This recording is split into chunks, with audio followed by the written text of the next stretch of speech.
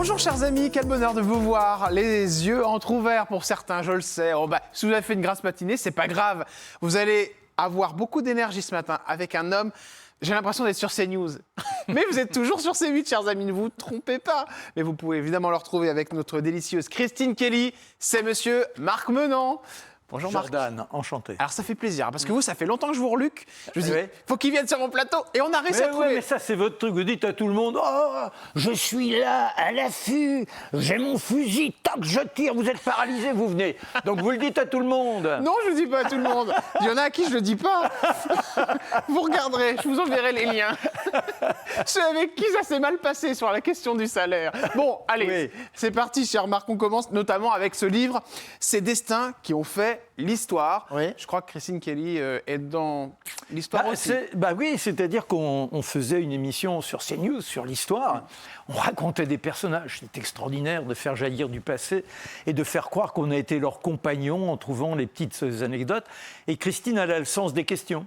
Et ce qui fait qu'on s'est beaucoup amusé à faire cette émission. Et un éditeur nous a dit, mais il faut que ça soit un livre. Un éditeur, c'est Plomb. Et puis les artistes, enfin les personnalités, les mythes, c'est Beethoven, il y a aussi Jeanne d'Arc, Saint-Exupéry. Bonaparte, Saint-Exupéry, formidable. Saint-Exupéry, ça me replonge un peu dans l'un de mes romans, mon avant-dernier livre, qui était une histoire, celle de Mermoz l'archange, et qui pour moi est le Petit Prince. Et j'ai essayé de démontrer dans ce roman qui s'appelle L'homme qui croyait en sa chance, que Mermoz, Saint-Exupéry lui rendait hommage en créant ce petit personnage. Ah, vous êtes une machine à écrire, vous, hein, parce que Non, attendez, vous rigolez ? À la main. Il y a eu combien de romans ? J'en ai vu 7, mais il y en a plus. Il y a 8 romans. 8 romans ? Et il y a, au total, là, c'est le 19e livre. Ouais. Ouais. Donc, vous êtes toujours sur le même éditeur ? Ah non, Vous changez à chaque fois. Moi, je suis un infidèle. Ah, j'adore. On va commencer le portrait, tiens, puis on ira sur l'amour après. On verra si c'est pareil sur l'amour, Marc. Allez, portrait avec Marc Menant. Je sens qu'on va bien s'amuser. Allez, on commence, Marc, évidemment, avec cette naissance Ardricourt, en Yvelines. Dans les Yvelines. Dans les Yvelines. Alors, il y a un château à Ardricourt. Et Bokassa avait acheté ce château. Ah, il a caché ses diamants là-bas. C'était bien des années après ma naissance. Un tout petit bourg mignon comme tout. Et j'ai mes parents et mes grands-parents qui sont enterrés sur la colline, juste en face à Meulan. Oui. D'accord, ok. Alors, papa et maman. Comment s'appelait papa et comment s'appelait maman ? Mon père, c'était André. Et ma maman, c'était Ginette. Alors, on avait honte. Ginette. Vous aviez honte du nom de votre... Non, c'est elle qui en avait honte. Ah bon ? Ginette. Ginette Germaine avait l'impression d'être du temps des dinosaures. Ouais, c'est ça. Ouais. Une maman, comme peu de mamans existent, elle incarnait l'amour.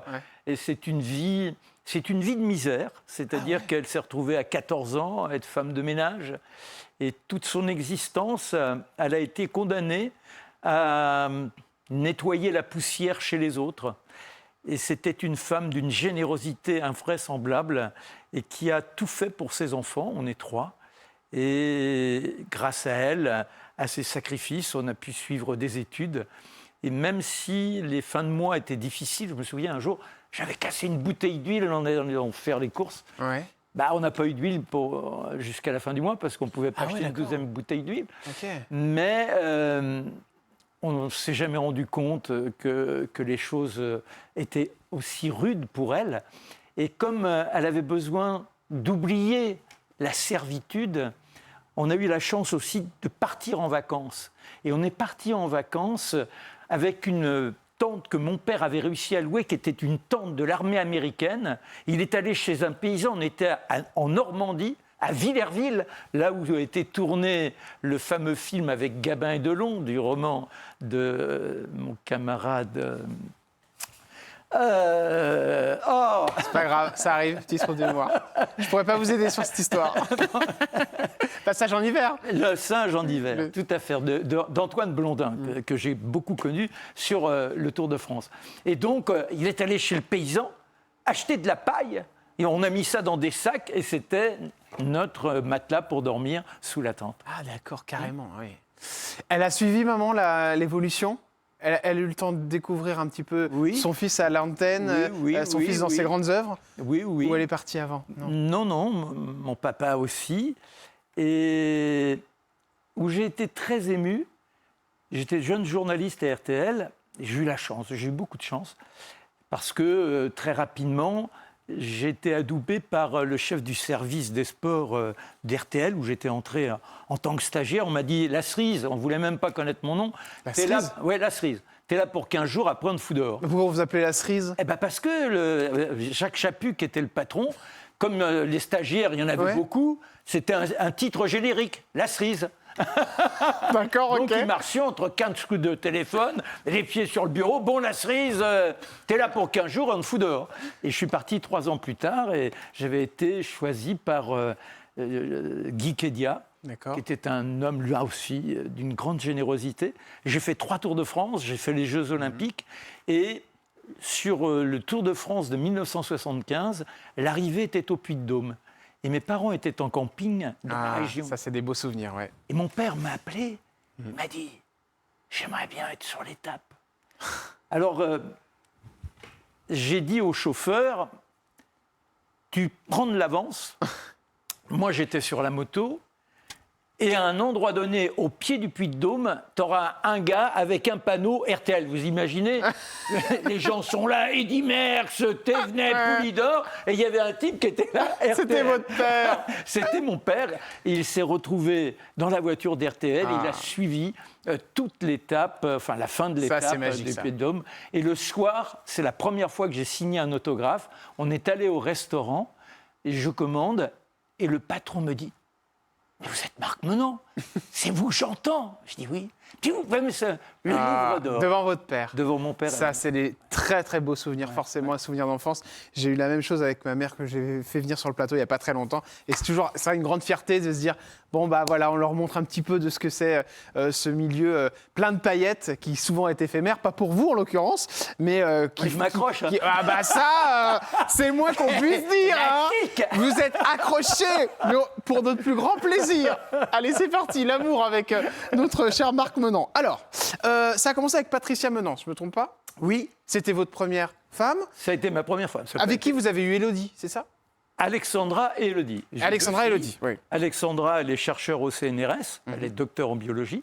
Ça, c'est Élodie. Et ça, c'est mon Élo, qui a alors fait Alexel aussi, Maths P et révélation féminine des Molières il y a 2 ans. Exactement. Cette année, elle a écrit une nouvelle pièce avec 5 Molières et elle était en concurrence pour la meilleure ça, femme. c'est la fierté d'un père, là. Ah ouais, mon Élo, mais ma grande aussi. Oui, bien sûr. Bah oui, il faut faire attention parce qu'elle est moins médiatisée, donc forcément, on n'a pas de photo. J'ai vu, par exemple, défendre sa thèse de doctorat, je suis allé pour les chercheurs, etc. J'étais là dans mon petit coin et que je l'ai vu magistral partir sur une démonstration avec les enzymes, les petits machins qui bougent. Bien sûr.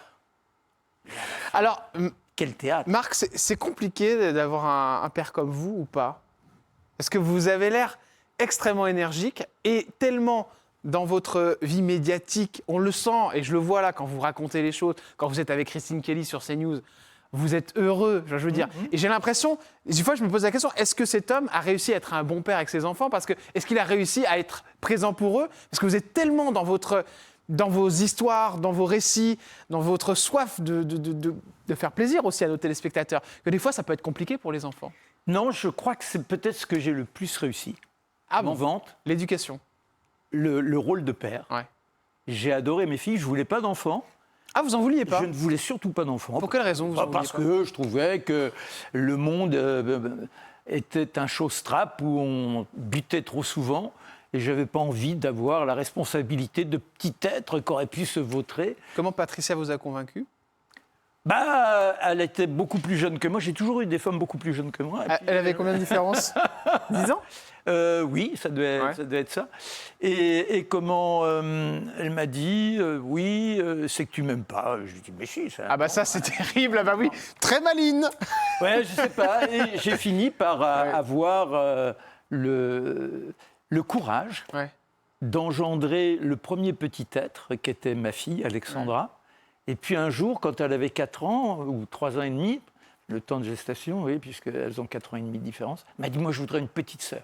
Si c'est un petit garçon, je le mettrai à la poubelle. Ah vache, ah oui, mais c'est terrible, hein, les enfants. C'est bien votre fille qui a dit ça, c'est pas votre femme, ex-femme. D'accord. Et puis Élodie est arrivée, et on a été complices, et on l'est encore. Ouais. Alors après, j'ai divorcé d'avec Patricia. Ouais. C'était un clan, d'ailleurs. Patricia disait, c'est le clan. Elle avait 3 filles, hein. Non, 2 filles. Non, mais 3 filles avec votre ex-femme. Oui. C'est pour ça que je dis clan. Non, mais extraordinaire, une Et divorce, alors, quand même. Ça a pas... Oui. Est-ce que c'est la télé qui a fait ça? Des fois, c'est la raison. Non, je crois qu'elle a beaucoup de qualités, mais on n'était pas fait pour vivre ensemble. D'accord. Et puis moi, je suis un libertin, elle n'est pas libertine. Ah, vous êtes libertin? Ah bah oui, j'ai écrit mon 7e roman, ça s'appelle « Mes divines débauches ». Donc les choses sont claires. Parce que... Au moins, c'est clair et net.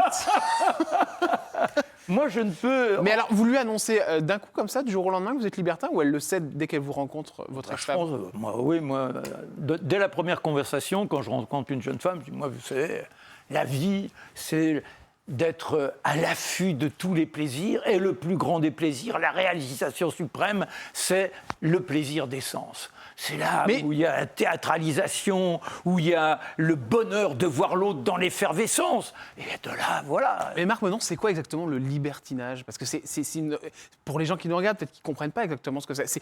Est-ce que c'est avoir plusieurs femmes, ou c'est être libre d'aller avec qui on veut à n'importe quel moment, même si on est en couple?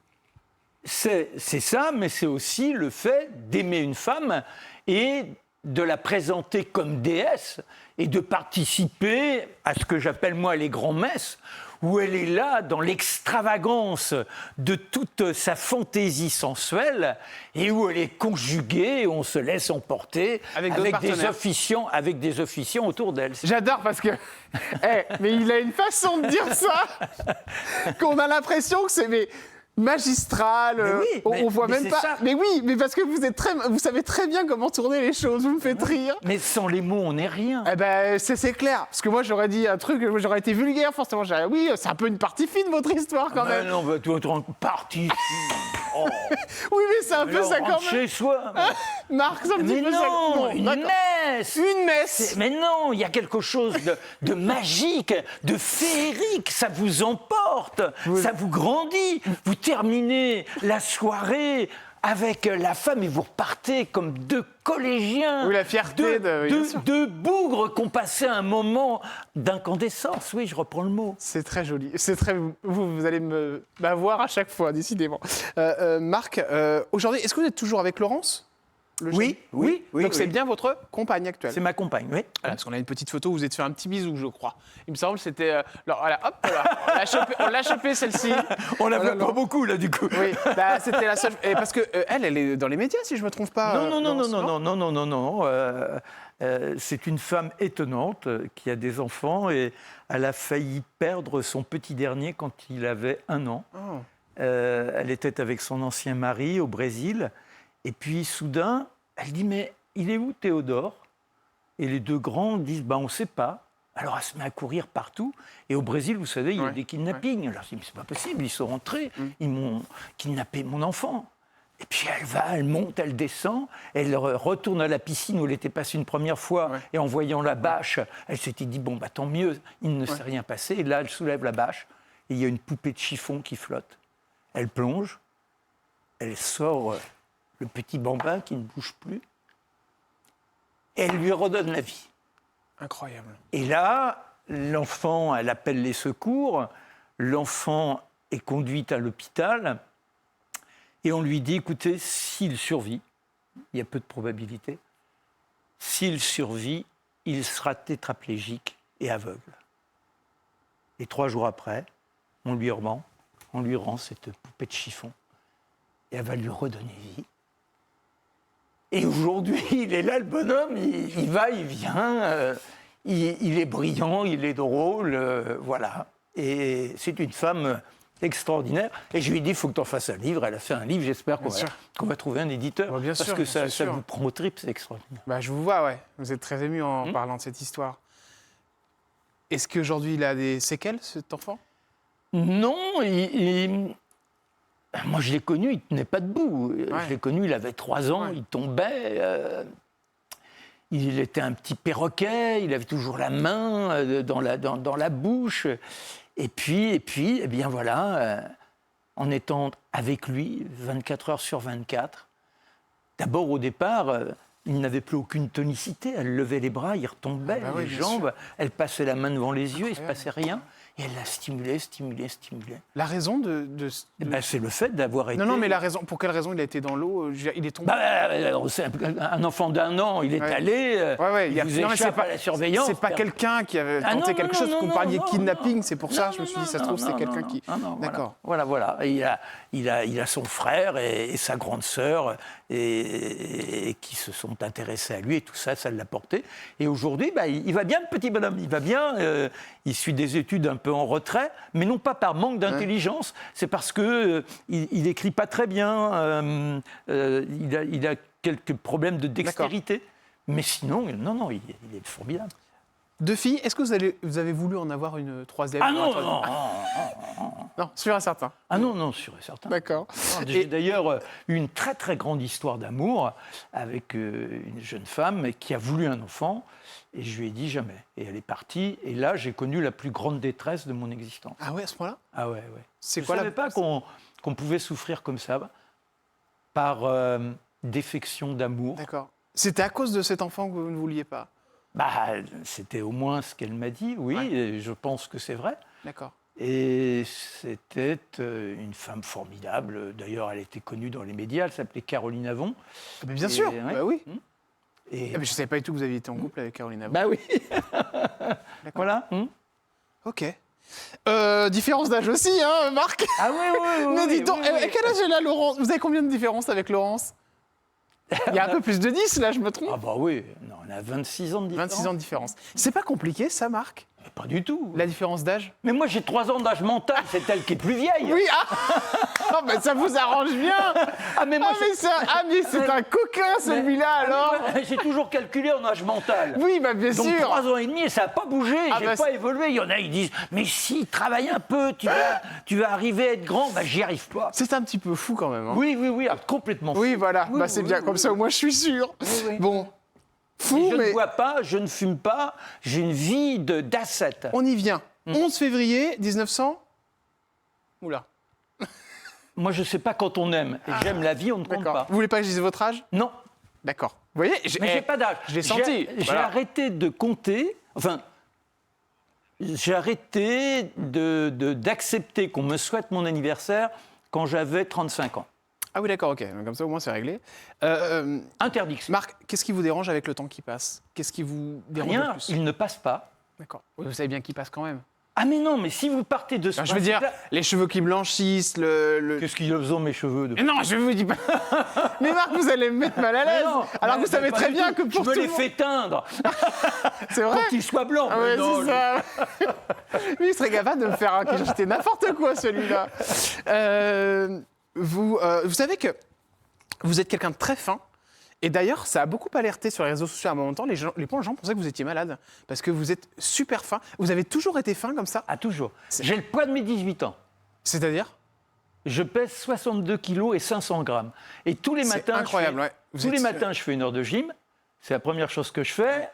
Après, bain froid.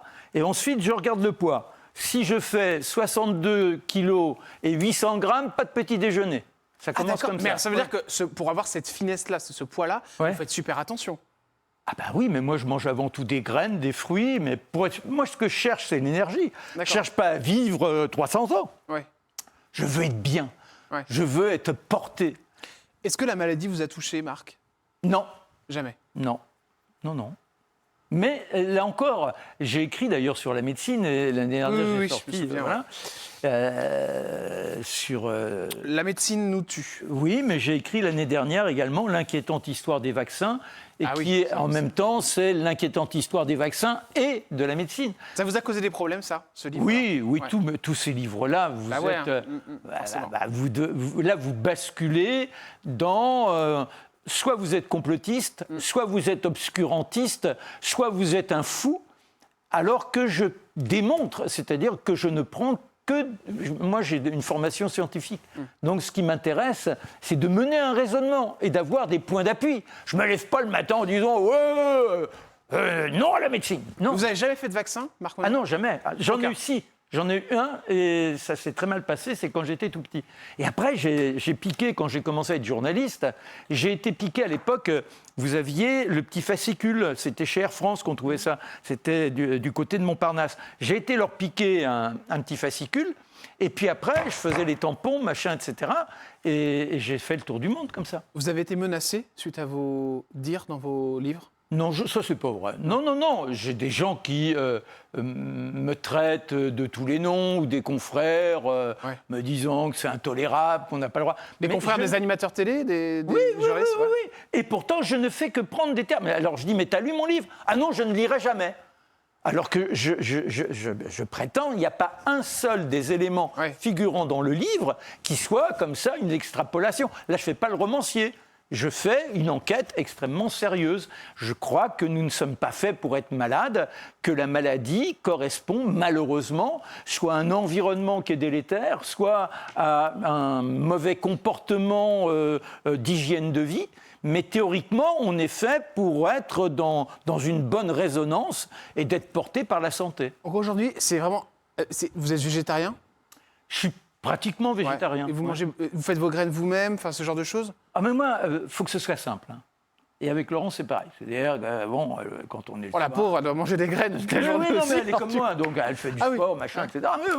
Mais moi, d'abord, je ne croyais pas en l'amour. Je ne croyais pas en l'amour, et je pense que l'amour n'est possible que si véritablement on est dans la conjugaison. Oui, bien sûr. Donc c'est aussi la conjugation d'une vie. Voilà. Et c'est une façon d'être. Moi, je ne dis pas à quelqu'un, il faut faire comme ça.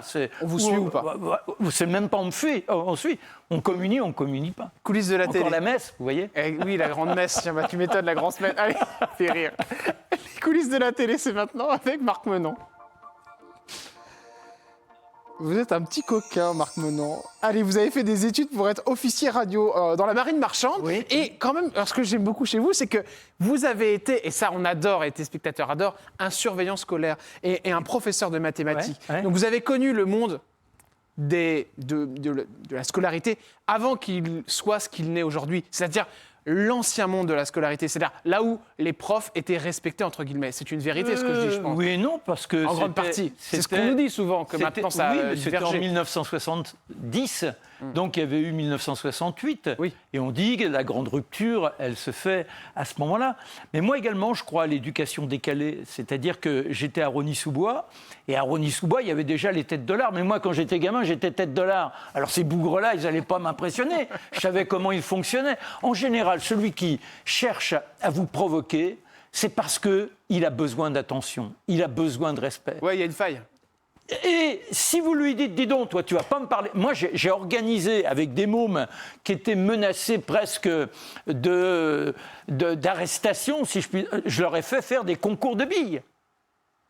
C'est-à-dire que je crois que tout à chacun, si il a le désir d'une véritable rencontre avec l'autre, à part si vous avez un personnage qui est dérangé, qui a des failles psychiques, mais sinon les gens, par le respect et par l'amour au sens large du terme, je crois que ça marche, quoi. Une photo, on adore, ça c'est des paroles que j'adore parce que c'est vrai que ça donne de l'espoir tout du moins avec le monde dans lequel on vit en ce moment. Une photo, c'est la photo de deux personnes qui je pense comptent énormément pour vous. Alors j'ai pas trouvé une photo de vous en cycliste, même si je sais que vous vous êtes mêlé incognito dans un peloton il y a beaucoup d'années, si je me trompe pas. C'était dans le Tour de France 1975. Ouais. Parce que vous n'étiez pas invité, je crois, à cette histoire. Si. Non, mais c'est pas ça. Dans le peloton, en tout cas, non. Ah non, forcément. J'étais journaliste sportif à RTL. Et il y a Jacques Vendroux, que vous connaissez. Là, Jacques, il était à France Inter. Il me dit, t'es pas chiche de prendre un vélo et d'aller rouler. Je dis, comment ça, je suis pas chiche, moi? Faut pas vous dire ça, moi. Et alors, le départ avait lieu, c'était l'avant-dernière étape. Le départ était à Melun. Et je suis allé voir une équipe qui était une équipe de chômeurs. Elle s'appelait Jobo. Et le patron s'appelait Flaubert. Je lui dis, dis donc, Guy, tu me donnes un vélo et puis une tenue et je vais rejoindre le peloton. Et alors, mon motard m'a accompagné je me suis traité de feignant parce que les gens me voyaient accroché à la moto. Et je me suis retrouvé dans le peloton. Et là, ça a fait rire un certain nombre de coureurs. Et ils m'ont propulsé devant. Et il y avait un Anglais qui s'appelait Barry Oban. Il m'a fait une rétro-poussette et je me suis retrouvé échappé sur le Tour de France. C'est énorme. Mais ça avait fortement déplu à Eddy Merckx et à Félix Lévitan, le patron du Tour. Mais ça s'est arrêté là. Bernard Hinault, je commentais sur TF1. J'étais responsable des directs avec comme coéquipier Raymond Poulidor quand il remporte son premier tour en 1978.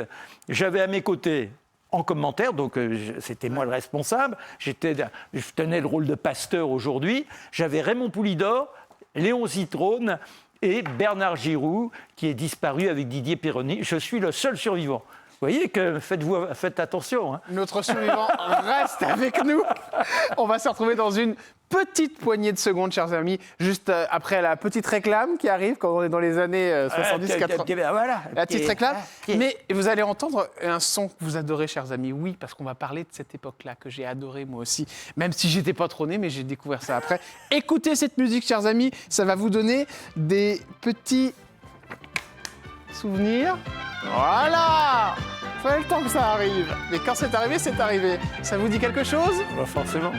Allez, on revient dans un instant. On vous parlera évidemment des jeux de 20h et aussi des visiteurs du mercredi. Et oui, Marc Menant, sans oublier évidemment notre très jolie Kelly. Vous allez tout savoir sur Marc Menant. C'est dans une poignée de secondes. Restez avec nous, chers amis. À tout de suite.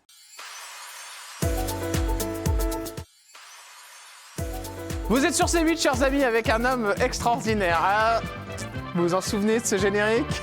Marc Menant est complètement hystérique. Ah, c'est des invités qui ont de l'énergie. Hein. Je peux vous dire que vous allez avoir de la patate pour la journée. Jordan, vous voulez une anecdote? Ouais, dites-moi.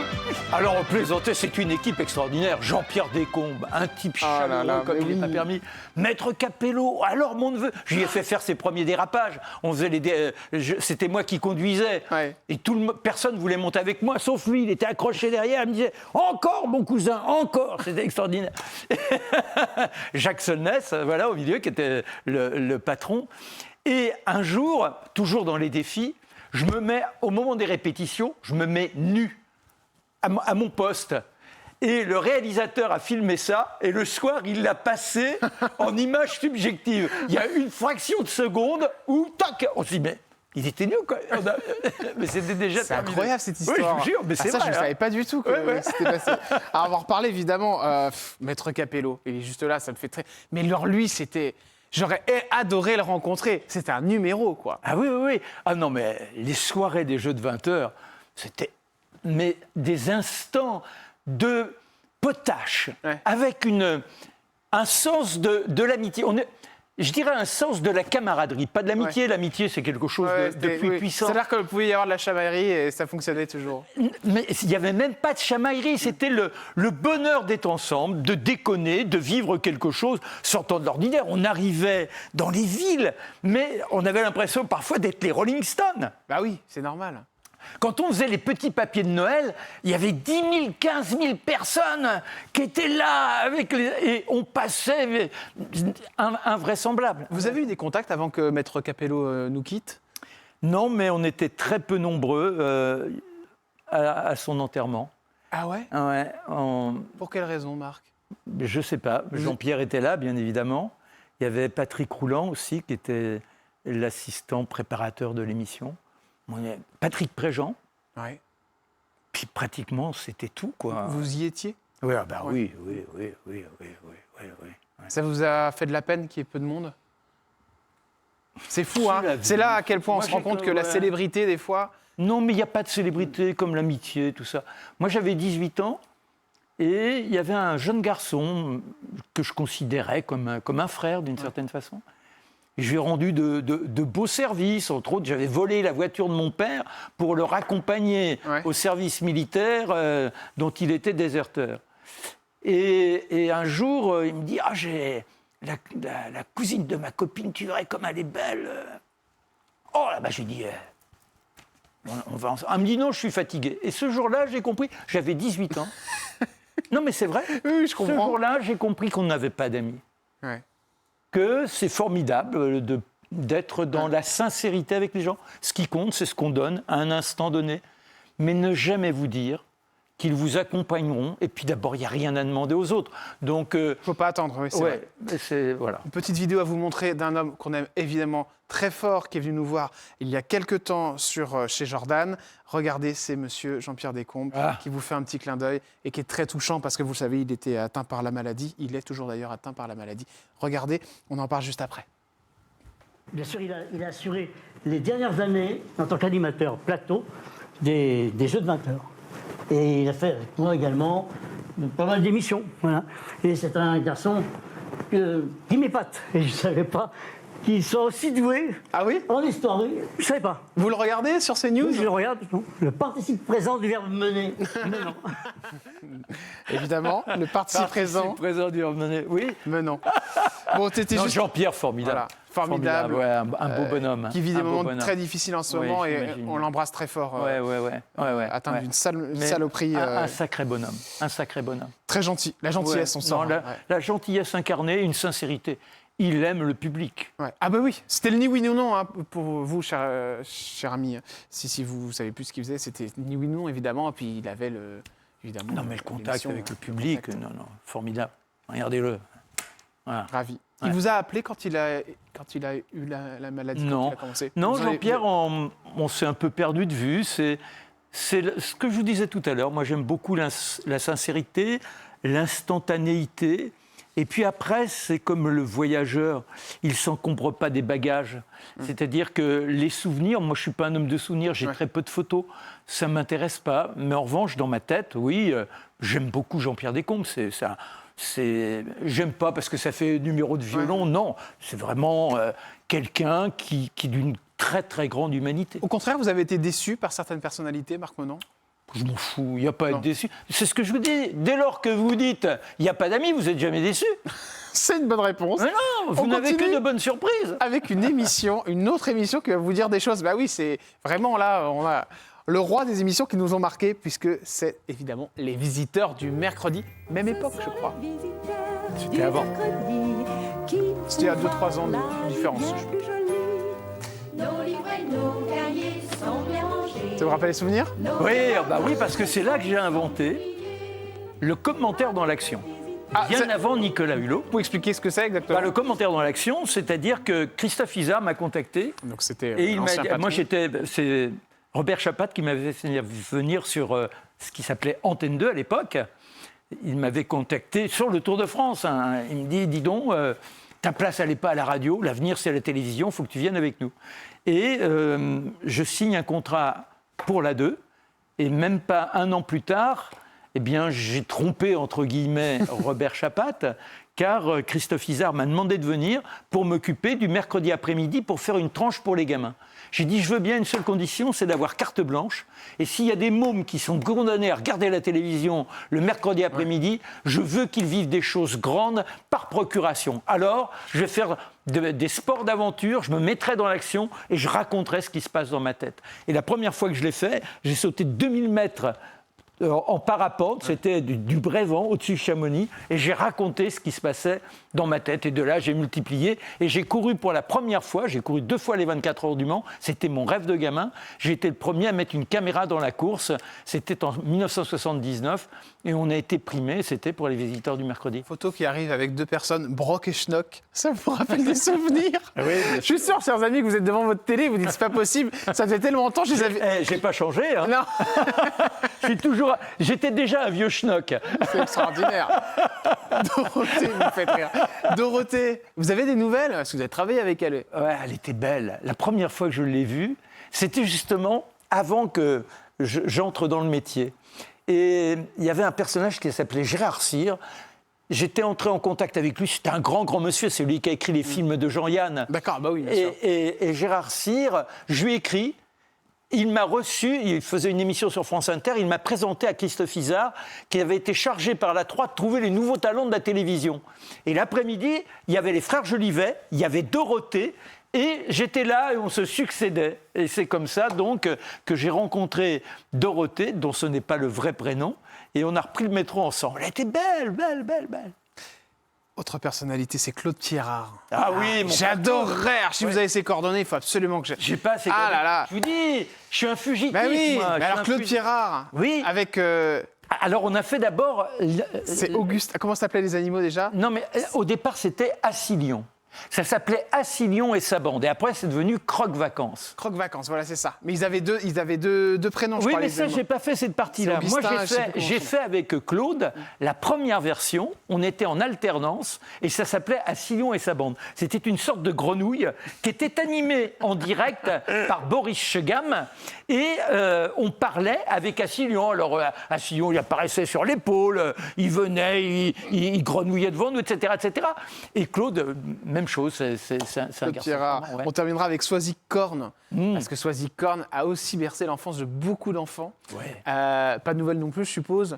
La dernière fois, je l'ai eue il y a quelques années au téléphone. Elle vivait en Bretagne. Ah, elle est partie en Bretagne. Elle vivait en Bretagne et elle se consacrait à la peinture.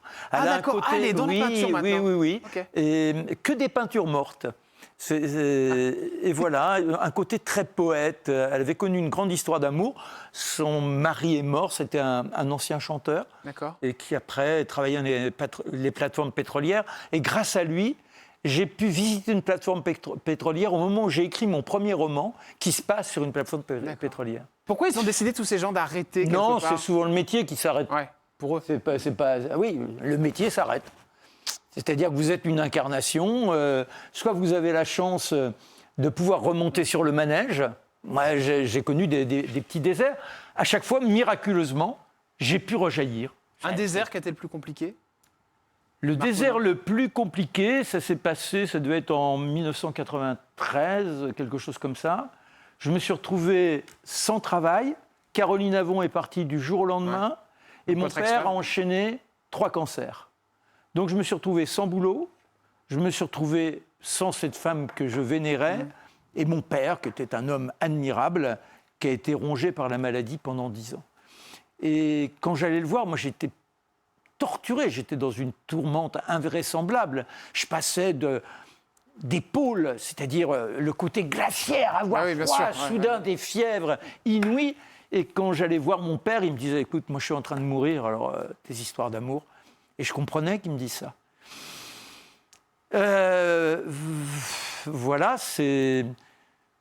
Oui, ça a été une période très, très, très difficile. J'ai connu des piges, mais des piges de ramulot. J'acceptais n'importe quoi pour pouvoir faire bouffer mes filles. Je suis passé du grand appartement au petit appartement, de la belle voiture à la voiture à pédales. Non, c'était dur, faut tenir. Faut tenir, et dans ces cas-là, eh bien, la vie que je me suis votée, une vie d'ascète, où on ne boit pas, on ne fume pas, on croit en l'existence, et tous les jours, quoi qu'il arrive, on fait son heure de sport. Et à l'époque, je faisais en même temps le footing, maintenant je fais plus que 2 ou 3 footings par semaine. C'est ça qui m'a permis de me regagner au fur et à mesure. Ouais. BFM, vous avez été chez BFM en 2008. Oui. Vous n'êtes pas resté bien longtemps, je crois. Non. On ne s'est pas bien entendu. Qu'est-ce qui s'est passé avec eux? Bon, je crois qu'on n'avait pas la même mentalité. Il y avait quelque chose déjà... il y avait un code vestimentaire. Bon, je savais pas qu'il y avait à l'époque, il y avait un code vestimentaire. Moi, j'adore improviser. Ah, on peut pas du tout? Ah non, tout devait être écrit. Moins de questions. Moi, je ne peux pas écrire une question. Le soir, je raconte une histoire. Quand je suis avec Christine et qu'on fait l'histoire, moi j'aime l'improvisation. Quand j'écris, c'est du besogneux, ce sont des livres. Mais sinon, c'est la vie. Et c'est là où les mots, moi je les cajole, les mots. J'ai mon cahier de vocabulaire que je visite tous les jours. J'en doute pas une seule seconde, Marc. Comment ça se passe, le départ de BFM? Du jour au lendemain, vous quittez Oui. Vous leur dites comment? 3 semaines, un mois. Ah ouais, c'était très rapide. Ouais. Vous leur dites quoi? Vous savez, vous ne gênez pas, vous dites je fais ma valise. En voici une qui fait partie de la sélection, et ça fait longtemps qu'elle fait partie de la sélection, et on l'embrasse très très fort. Elle viendra nous voir, j'en suis persuadé. C'est Madame Christine Kelly qui est là, entourée de son équipe. Marc est évidemment là.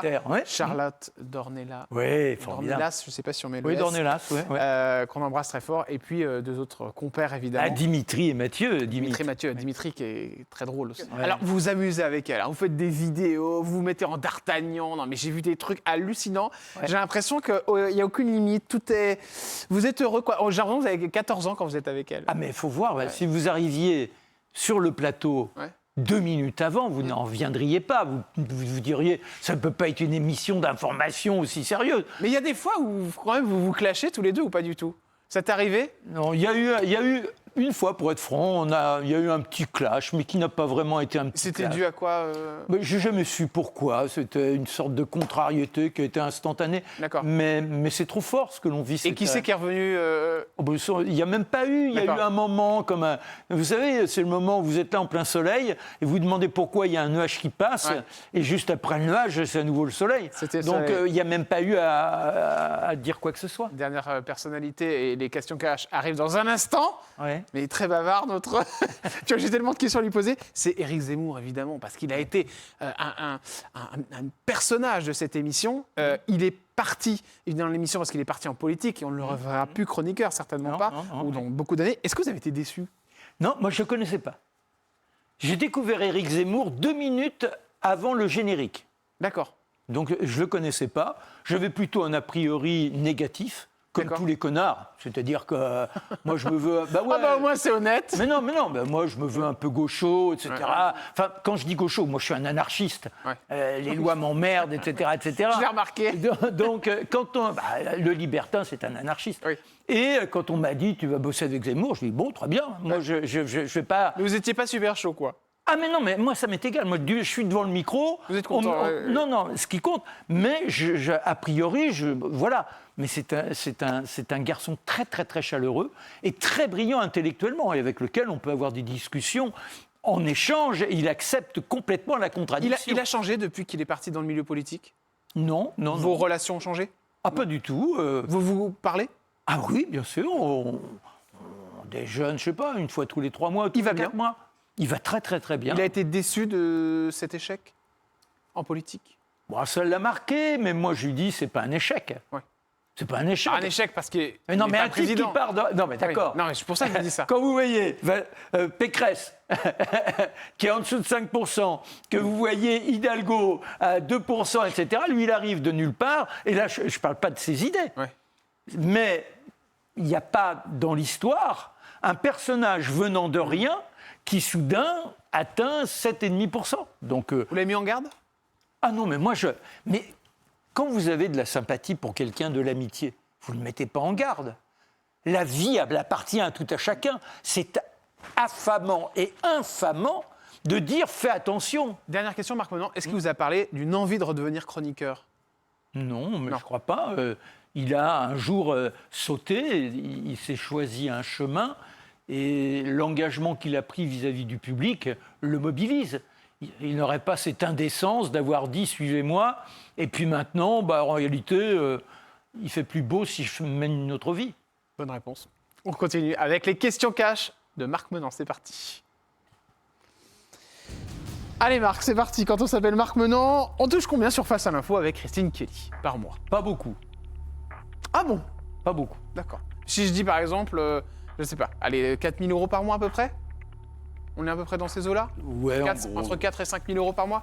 Ou c'est tabou pour vous l'argent, Marc? L'argent, je m'en fous. D'accord. Moi, je suis né dans le caniveau. D'accord, ouais. Ma mère, je rappelle, ma mère faisait ménage, mon père était ouvrier, ouais. Mon père est devenu professeur parce que dans la journée, il travaillait à l'usine, le soir, il ouvrait ses livres, il est devenu professeur et la première école, la seule où on l'ait accepté quand il avait 40 ans, c'était l'école des Roches. Je suis passé du monde des femmes de ménage où chez nous, on se lavait, comme on disait, au lavabo, à l'évier, à la salle de bain, parce que l'école des Roches, c'est l'école des riches. Aujourd'hui, je crois que c'est 40 000 € par an, l'école des Roches. Et moi, je me suis retrouvé avec ces gens-là parce que j'étais fils de professeur. Donc, quand on vient d'aussi bas, tout est beau. Mais moi, je me fous de l'argent. La chose que vous avez dit... Non pas parce que j'en ai beaucoup, parce que je m'en fous. Vous vous en foutez. Après, c'est une très belle somme, 4 000 € pour beaucoup de gens, évidemment. Non, mais bien sûr. Vous dites par rapport à tout votre... Que j'en comprenne, parce que ça pourrait être mal interprété, mais c'est par rapport à toute votre carrière, forcément. Voilà. Parce que forcément, vous avez connu des salaires très, très hauts. Pas très hauts, mais ça n'a jamais été ce qui m'a déclenché. La chose que vous avez dit à l'antenne qui vous a causé le plus d'ennui? Rien ne m'a causé d'ennui. Jamais? Ah si. J'avais fait une émission... Alors, ça ne m'a pas causé des ennuis parce qu'il a été formidable. C'était Jérôme Bellet. Et j'avais fait une émission avec le professeur Joyeux pour... Ah oui, d'accord. Non, mais c'était pour dénoncer les effets du lait, en particulier chez les femmes, avec les phénomènes d'hormones, etc., etc. Et l'IGF-1, qui est un phénomène de croissance qui permet au veau de grossir énormément. Et quand vous prenez du lait, vous bénéficiez de cette hormone de croissance. Et il disait, c'est dangereux de manger du lait. Et à l'époque, c'était manger 5 produits laitiers par jour, etc., etc. Et l'association des produits du lait est allée voir Bellet en disant « faut le foutre dehors ». Il a dit « c'est mon journaliste, non seulement je ne le fous pas dehors, mais si vous voulez retirer votre campagne de publicité, vous la retirez ». Ils l'ont retiré et je suis resté, voilà, et Jérôme, ça m'a fait marrer. Intéressant. Il y a des vrais patrons. Hein. Ah oui, ça c'est clair. La chose que vous avez lue sur vous qui vous avez vraiment fait du mal. Rien ne me fait du mal. On a le droit de dire que je suis le dernier du personnage. Si quelqu'un le pense, qu'est-ce que vous voulez que j'y fasse? L'âge que vous êtes donné pour arrêter un jour la télé, est-ce que vous êtes fixé un âge ou un moment où vous arrêtez? Écoutez, j'ai compté vers 135 ans si je suis un peu fragile. Le regret que vous avez eu dans votre carrière, est-ce qu'il y en a un? Pas de regret, c'est une vie de rêve. Je rêvais de...